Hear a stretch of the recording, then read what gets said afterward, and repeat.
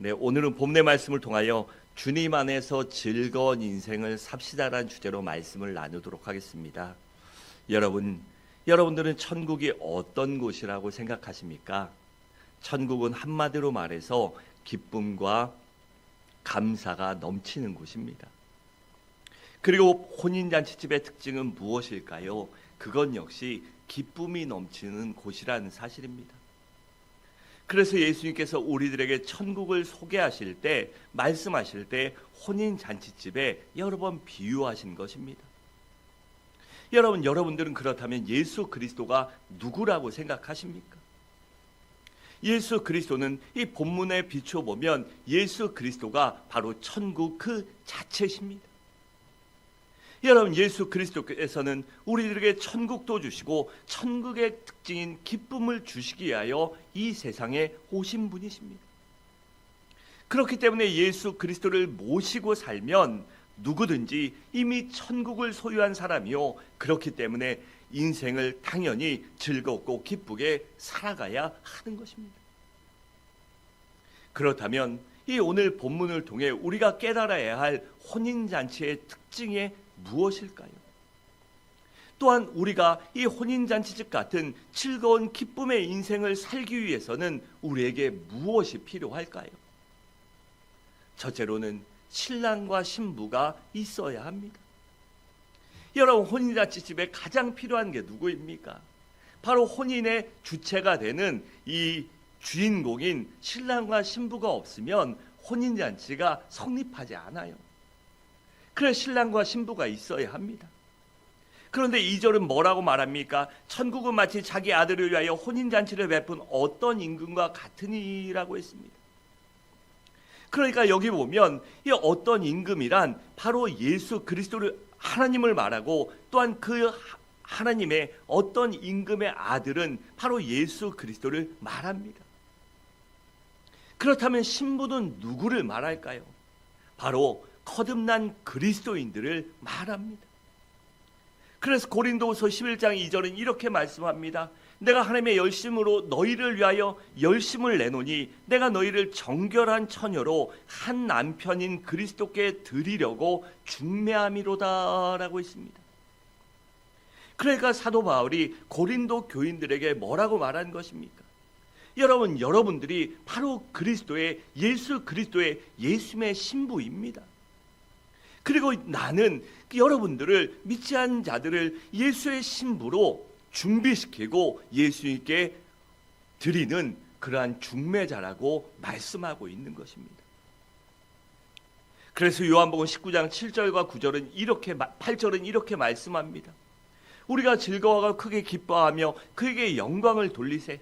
어린 양의 혼인 기약이 이르렀고 그의 아내가 자신을 준비하였으므로 그에게 빛나고 깨끗한 세마포 옷을 입도록 허락하셨으니 이 세마포 옷은 무엇이라고요? 성도들의 옳은 행실이다라고 했습니다. 여러분, 이 말씀을 보면 신랑은 어린 양 대신 예수 그리스도를 말하고 신부는 누구라고 합니까? 거듭난 그리스도인, 옳은 행실, 하나님 앞에서 믿음으로 사는 성도가 바로 신부들이라고 말씀합니다. 여러분, 그렇다면 여러분들은 진정으로 거듭나셨습니까? 진정으로 거듭나고 의로운 행실로 살아가는 진정한 그리스도인요, 예수 그리스도의 신부가 될 수 있는 성도라는 것입니다. 바라온데 우리 모두 거듭난 성도가 되시기 바랍니다. 옳은 행실로 살아가는 예수 그리스도의 신부가 될 수 있는, 정결한 신부가 될 수 있는 우리 모든 성도님들이 되시기 바랍니다. 또 4절에 보면 어떤 임금이 혼인잔치제에 사람들을 초청합니다. 여기 말하는 초청은 무엇을 말할까요? 바로 구원애로의 초청을 말합니다. 그런데 어떻게 초청했다고 합니까? 4절 중반은 이렇게 말합니다. 오찬을 준비하되 나의 살찐 소와 살찐 짐승을 잡고 모든 것을 갖추었으니라고 했습니다. 그러니까 이 말씀은 무엇입니까? 하나님께서, 이 혼주가 되시는 하나님께서 그 혼인 잔치를 위하여 모든 것을 준비해 놓고 기다리고 계신다는 사실입니다. 그리고 준비해 놓고 우리 모든 사람들을 초청하셨다는 것입니다. 여러분, 하나님께서는 나를 사랑하셨기 때문에 독생자 예수 그리스도를 이 땅에 보내주셨습니다. 그리고 예수님께서는 나를 사랑하시기 때문에 우리들의 죄와 저주와 고통과 사망으로부터 해방시켜 주시고 대속시켜 주시기 위해서 대신 십자가에서 피 흘리시고 대속의 죽음을 감당하신 것입니다. 그래서 로마서 5장 8절은 이렇게 말씀합니다.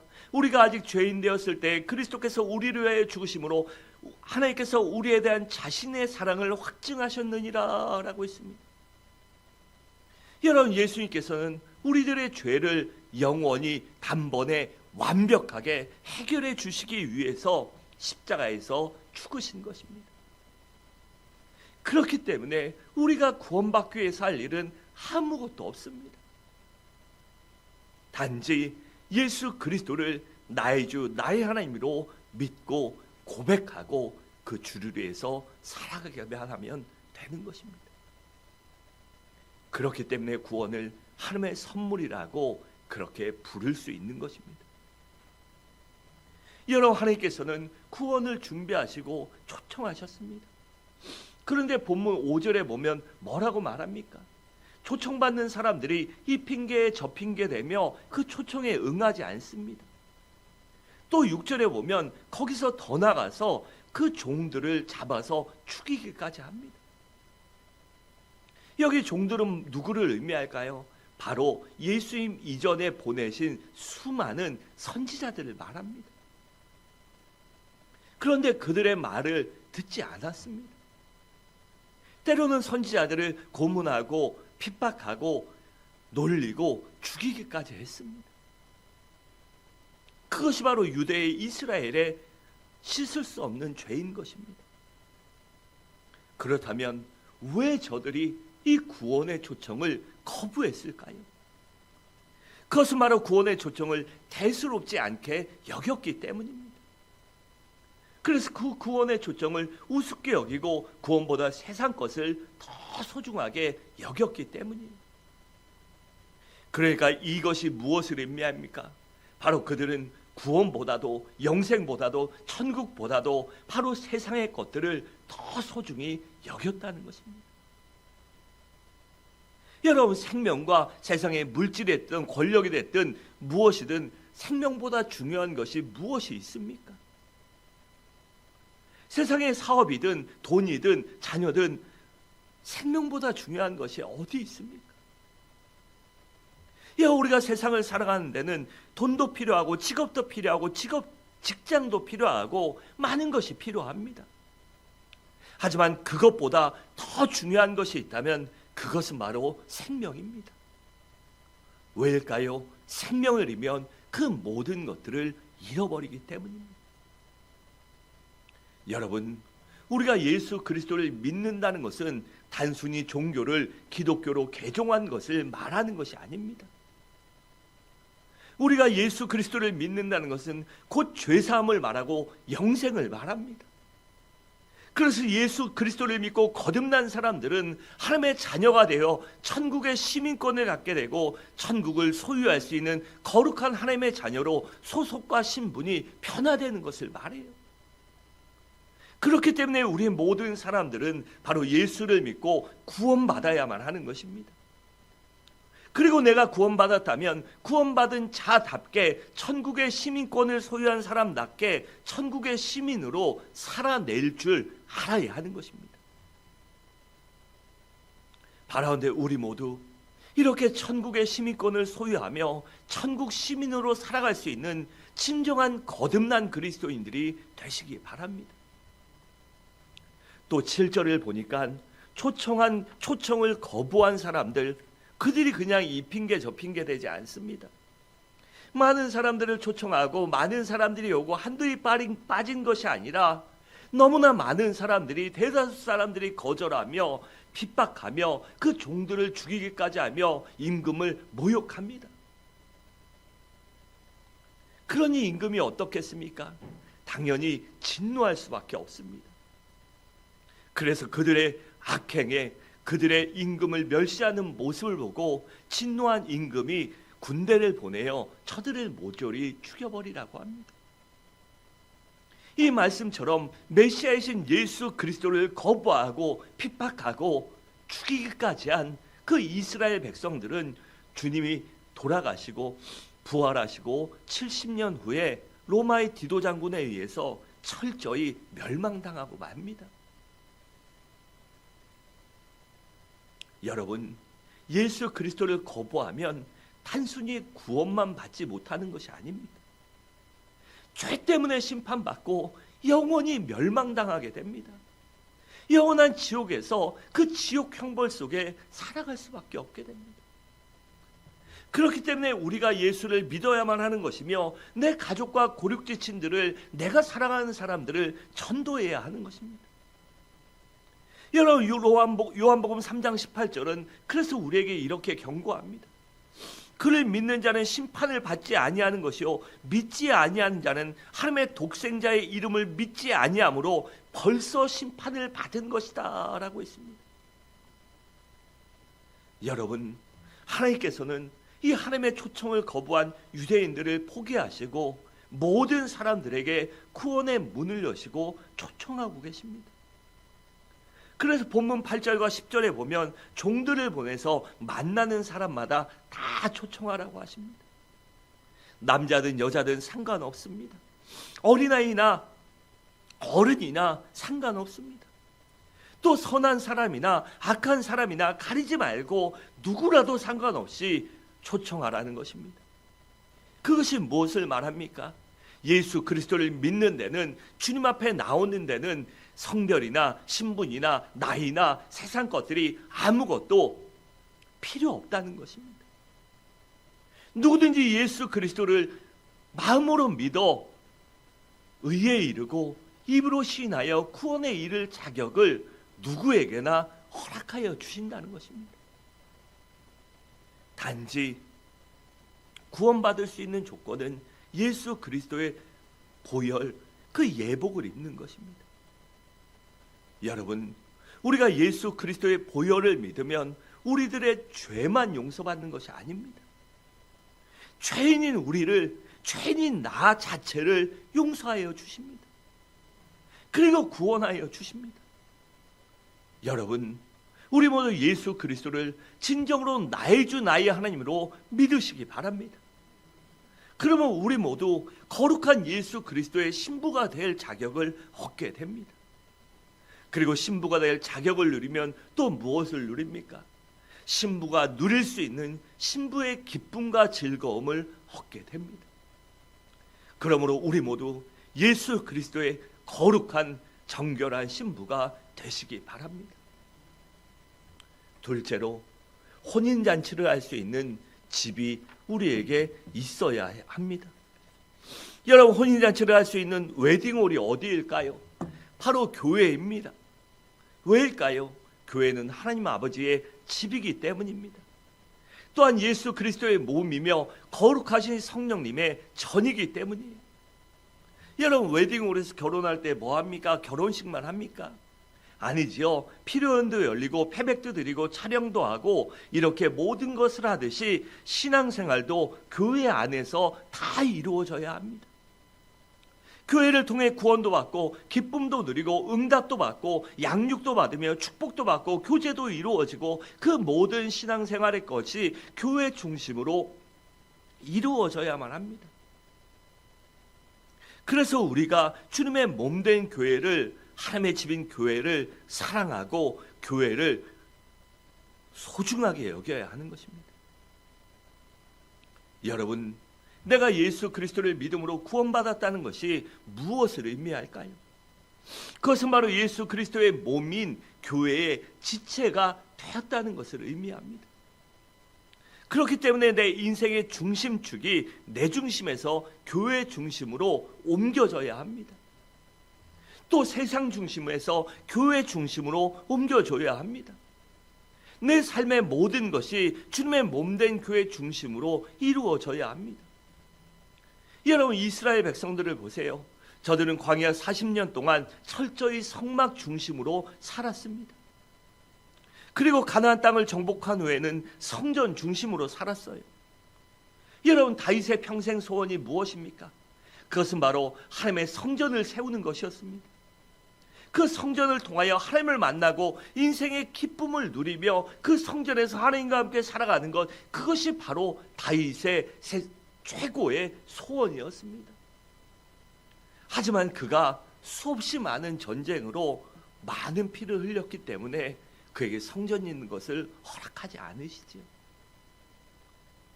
그래서 다윗이 어떻게 합니까? 원망하고 포기하고 에이 하고 그치지 않습니다. 하나님, 그렇다면 내 아들 때에 하나님의 성전을 짓도록 해주십시오. 그리고 다윗은 그 소원을 갖고 성전을 지을 수 있는 모든 것을 준비합니다. 그래서 솔로몬은 성전을 지었지만 거의 대다수는요, 아버지 다윗이 준비해 놓은 것 갖고 지은 것입니다. 그 정도로 다윗은 하나님의 성전을, 하나님을 사모했습니다. 그래서 시편 27편 4절은 이렇게 말씀합니다. 내가 여호와께 바라는 한 가지 일, 그것을 구하리니 곧 내가 내 평생에 여호와의 집에 살면서 여호와의 아름다움을 바라보며 그의 성전에서 사모하는 그것이다 라고 했습니다. 우리들도 이렇게 하나님의 성전을 사랑하시기 바랍니다. 여러분, 초대교인들을 보세요. 저들은 성령 충만을 체험하곤 너무나도 기쁘고 감격스러워서 날마다 성전에 모여 하나님께 경배와 찬양을 올려드렸습니다. 그리고 사도들을 통하여 열심히 말씀을 배우고 기도하기에 힘썼습니다. 또한 성도들과 뜨거운 사랑의 교제를 나누며 서로 섬기며 봉사하며 복음을 증거했습니다. 여러분, 그래서 교회는요, 이 복음을, 예수 그리스도의 기쁨을, 그 생명을 얻은 성도들이 모였기 때문에 교회는 천국이 되어야 합니다. 교회 안에 분쟁이나 다툼이나 싸움이나 시기 질투가 있어서는 안 됩니다. 무슨 일을 하든지 하나님의 사랑을 갖고 주의 마음을 갖고 섬기며 봉사하며 나보다 남을 낮게 여기고 세워줄 줄 알고 봉사하고 헌신할 때 바로 교회가 천국이 될 수 있기 때문입니다. 그럴 때 바로 교회에 참된 기쁨이 넘치는 것입니다. 여러분, 목회자가 성도들을 볼 때 기쁨이 넘쳐야 합니다. 성도들도 목회자를 볼 때 기쁨이 넘쳐야 하고, 성도들도 성도들 간에 서로를 바라볼 때 한숨과 화가 치밀어 오르면 안 되고요, 서로를 볼 때 기쁨이 넘쳐야 합니다. 이 사랑이 넘쳐야 합니다. 그렇게 해서 우리 모든 성도들은요, 다 노력해야 합니다. 여러분, 누구 하나 희생한다고 여러분 세상은 그렇게 돌아갑니다. 여러분, 아무리 큰 교회, 아무리 큰 단체들도요, 이러한 사람 몇 명 없습니다. 그래 돌아갑니다. 하지만 돌아간다고 그게 기쁨이 아닙니다. 거기에 만족해서는 안 됩니다. 모든 성도들이 주님의 몸된 지체의 구성원으로서 서로 섬기고 봉사하기 위하여 그 지체에 책임을 다하기 위해서 노력할 때 교회가 진정 기쁨이 넘치는 천국이 되는 것입니다. 그래서 우리 성도들은요, 바로 혼인잔치를 할 수 있는 거룩한 성전에서 사랑을 나누며 이 성전이 천국이 되기 위하여 모든 성도들이, 모든 지체들이 애쓰며 노력하며 서로 섬기며 나눠야 하는 것입니다. 여러분, 그런데요, 성도가 교회를 떠나면 어떻게 되는지 아십니까? 한마디로 불행하게 됩니다. 성도가 교회를 떠나는 순간 기다리던 마귀에게 사로잡히게 됩니다. 그 순간부터 믿음도 잃어버리고 기쁨도 잃어버리고 평안도 잃어버리고 행복을 잃어버리고 결국에는 불행하게 되는 것입니다. 여러분, 교회를 떠난다는 것은 하나님을 등지는 것이요, 타락과 불행이요, 멸망을 말합니다. 그러므로 어떠한 경우에라도 이 교회 안에 주님 집에, 하나님의 집에 거해야 하는 것입니다. 그래야 안전할 수 있고 행복할 수 있고 기쁨이 넘칠 수 있습니다. 여러분, 그렇다면 어떤 교회가 좋은 교회일까요? 바로 들어올 때는 고통을 안고 들어왔다가도 나갈 때는 웃음 지으며 나갈 수 있는 교회가 좋은 교회입니다. 우리 모두 그런 교회가 되기 위해서, 그런 교회의 교인이 되기 위해서 애쓰며 노력하며 기도하시기 바랍니다. 셋째로, 잔칫집에는요, 음식이 풍성해야 합니다. 여러분, 사절에 보면 어떤 임금이 모든 음식을 다 풍성히 준비해 놓고 사람들을 초청했습니다. 여러분, 만약 잔칫집에 음식이 없다면 얼마나 썰렁하고 힘들겠습니까? 완전 기분이 망가지고 혼주는 욕만 먹을 것입니다. 특별히 한국은 그래서 어떻습니까? 모자라는 것보다 남는 게 낫다. 그 교회에서도요, 어떤 행사를 할 때, 뭘 할 때 충분히 여유 있게 합니다. 남으면 나중에 먹으면 되고요. 남으면 성도들 나눠주면 되고. 하지 모자라는 건요, 잔치를 망치는 것이기 때문입니다. 여러분, 우리가 인생을 즐겁게 살려면 우리도 영적인 음식이 풍성해야 합니다. 음식이 모자라서 배고프는 것보단 배부른 게 낫잖아요. 그래서 우리의 영적인 음식도 풍성해야 합니다. 그렇다면 이것이 무엇을 의미할까요? 그것은 먼저는 무엇보다도 우리 가운데 말씀이 풍성해야 한다는 것입니다. 왜일까요? 말씀이 곧 생명이요, 능력이요, 치료요, 축복이요, 기쁨이요, 형통이기 때문입니다.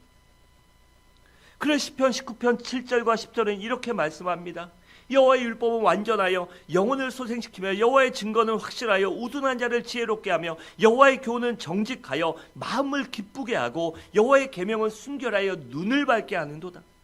여호와를 경외하는 너는 정결하여 영원까지 이르고 여호와의 법도 진실하여 다 의로우니 근곱 많은 순금보다 더 사모할 것이며 꿀과 송이꿀보다 더 달도다라고 했습니다. 이처럼 하나님의 말씀은 우리에게 모든 것을 주시기 때문에 우리가 그 말씀 안에 풍성하게 거해야 하는 것입니다. 그래서 우리 모든 성도는 성경 연구생이 되어 날마다 성경을, 하나님의 말씀을 읽고 듣고 묵상하며 연구하며 암송할 줄 알아야 하는 것입니다.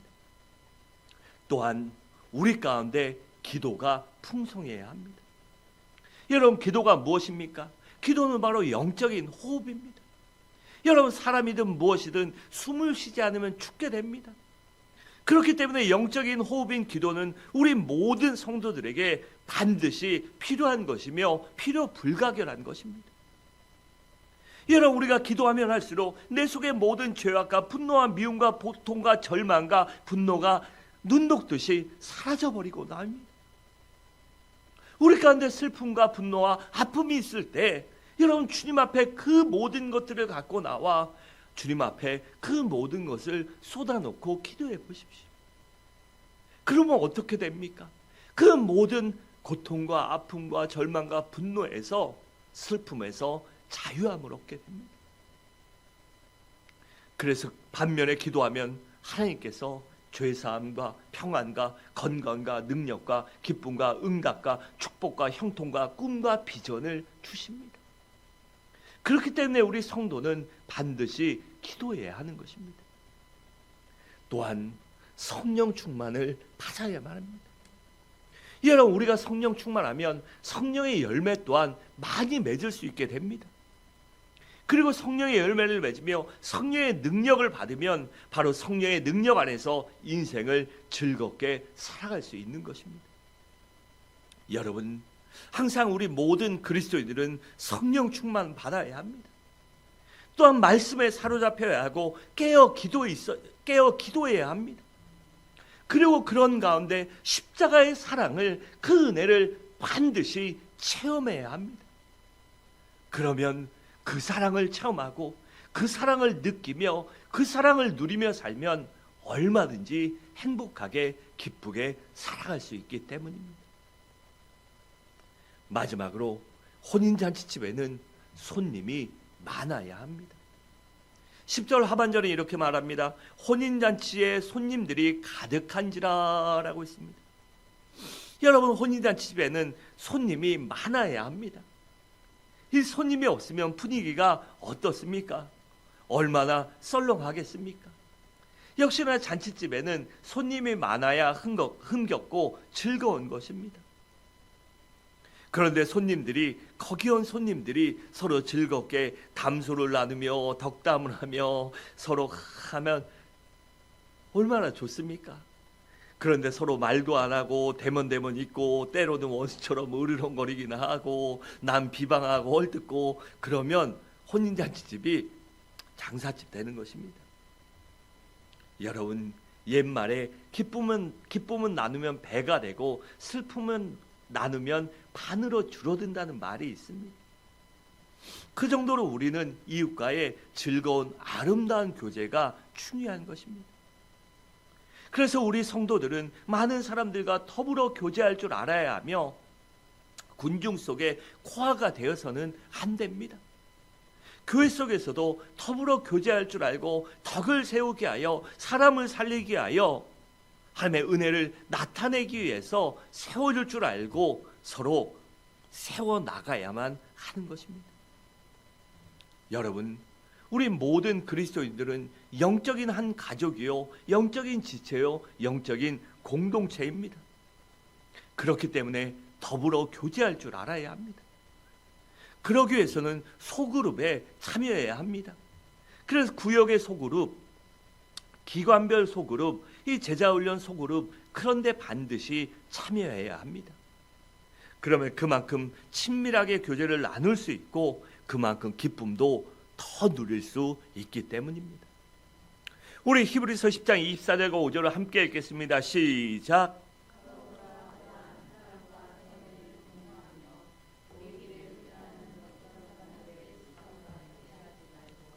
오직 권하여 그날이 가까움을 볼수록 더욱 그리하자. 아멘. 여러분, 우리 모두 이렇게 더욱 가까이 할 수 있는 아름다운 교제를 나눌 수 있는 덕을 세울 수 있는 우리 모든 성도님들 되시기 바랍니다. 여러분, 우리가 속으로 모였을 때 중요한 것이 무엇입니까? 그것은 세상 이야기 하는 것이 아닙니다. 이 소그룹에서는요, 무엇이 나눠져야 합니까? 바로 하나님의 말씀과 은혜가 나눠져야 되며 서로 믿을 수 있는 관계가 되어야 합니다. 여러분, 생각해 보세요. 세상을 살아가면서도 진짜 친구 누굽니까? 내가 힘들고 어려울 때 그 아픔과 고통과 문제를, 고민을 함께 나눌 수 있는 사람입니다. 그러면 어떻게 해야 합니까? 서로 아끼고 믿을 수 있는 관계가 돼야 돼요. 누군가 고통의 문제의 기도 제목을 갖고 이 구역에서 아니면 선교회에서 이 제자훈련에서 이야기했는데 그것이 그냥 얘기거리가 되고 막 그러면요, 안 됩니다. 정말 그 사람의 아픔과 문제가 내 아픔과 문제처럼 눈물로 기도할 줄 알아야 합니다. 다른 사람에게 얘기하고 떠드는 것이 아니라 하나님께 이야기할 줄 알아야 합니다. 그래서 함께 세워나가야 하며 하나님께 기도함으로 응답받은 체험을 나눠야 합니다. 그리고 그곳에서 믿음이 연약한 자들에게 그런 모습을 보여주며 믿음이 약한 자들도 기도하면 하나님이 응답하신다. 반드시 하나님이 내 기도를 듣고 계신다. 내 세밀한 탄식도 하나님이 듣고 계시며 반드시 믿음으로 기도할 때 응답하신다라는 사실을 그 소그룹을 통해 우리가 알려줘야 하며 나눠야 하며 그렇게 소그룹은 믿음으로 세워가야 하며 기도하는 공동체, 믿음의 공동체, 덕을 세우는 공동체가 되어야 하는 것입니다. 바라건대 우리 모두 그렇게 세워갈 수 있는 아름다운 공동체를 만들어 가시기 바랍니다. 여러분의 구역도 선교회도 세워가며 사랑하며 정말 믿을 수 있는 그런 공동체가 되시기 바랍니다. 또한 잔치집에는요, 손님이 많아야 하기 때문에 전도해야 합니다. 왜일까요? 그만큼 잔치집에 사람들이 많아지면 그만큼 흥겹기 때문입니다. 여러분, 그리스도 안에서 교제는 우리의 상처와 아픔을 치유해 줍니다. 그리고 희망과 용기와 기쁨을 제공해 줘요.